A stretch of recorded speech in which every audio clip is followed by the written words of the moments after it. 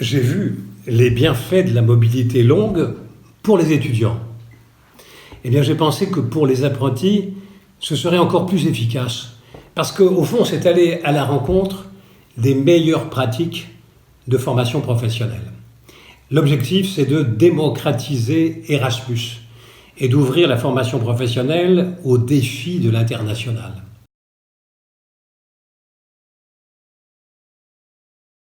Nous sommes demandés pourquoi il n'y avait pas d'apprentis ou de stagiaires de la formation professionnelle à bénéficier de crédits Erasmus pour des mobilités longues.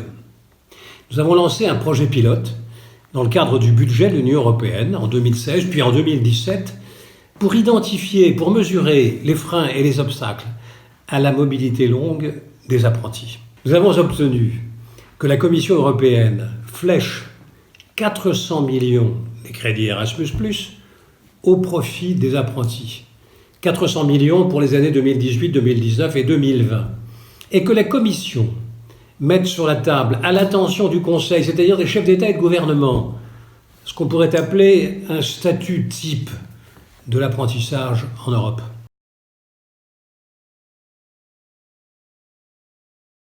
On a progressé. Les freins sont multiples. Freins juridiques. Ces freins sont levés en France. Freins académiques. Est-ce que l'autorité académique qui délivre les diplômes prendra en compte les acquis de la mobilité dans un autre pays? Freins psychologiques, notamment chez les jeunes qui hésitent à partir, quelquefois chez les chefs d'entreprise qui sont peu disposés à laisser partir pendant 6 mois un apprenti, quand bien même un apprenti venant d'un autre pays se substituerait à leur apprenti.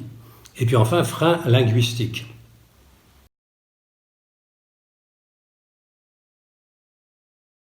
Le programme, pour ce qu'on en a vu jusqu'à maintenant, et qui a été approuvé par le Parlement avant les élections, mais qui à mon avis sera confirmé par la nouvelle Assemblée, privilégie la formation professionnelle et l'apprentissage. Il fallait par ailleurs augmenter les crédits Erasmus. La commission actuelle, qui va bientôt quitter ses fonctions, proposait de doubler les crédits Erasmus. Le Parlement et moi-même demandions de tripler les crédits Erasmus.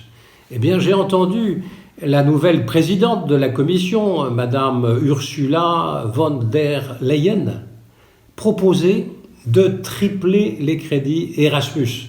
Donc ceci est extrêmement prometteur et encourageant pour la mobilité longue des apprentis.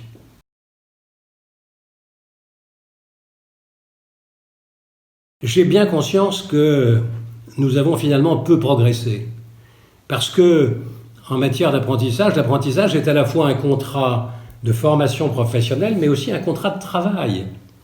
28 pays, peut-être 27 demain, et c'est 28 ou 27 législations différentes. Eh bien, j'espère que nous allons progressivement faire converger les législations. Et pour activer la démarche, j'ai le projet de créer une fondation dont l'objectif sera de promouvoir la mobilité longue des apprentis en Europe, de partir d'expérimentations fondées sur des chartes irréprochables quant aux valeurs, quant aux principes pédagogiques, quant aux conditions d'accueil des jeunes, aussi bien en entreprise que les week-ends et leur hébergement, de partir avec des entreprises qui sont désireuses de faire avancer ce projet, de soumettre nos propositions au gouvernement, d'évaluer les pratiques des différents pays et au fond de partager les meilleures de ces pratiques. L'objectif, c'est quoi? C'est de lutter contre le chômage des jeunes, de lutter pour l'employabilité des jeunes, pour améliorer la compétence de tous ces jeunes. Ce qui est en cause, c'est leur destin personnel, mais c'est aussi la compétitivité de l'économie européenne.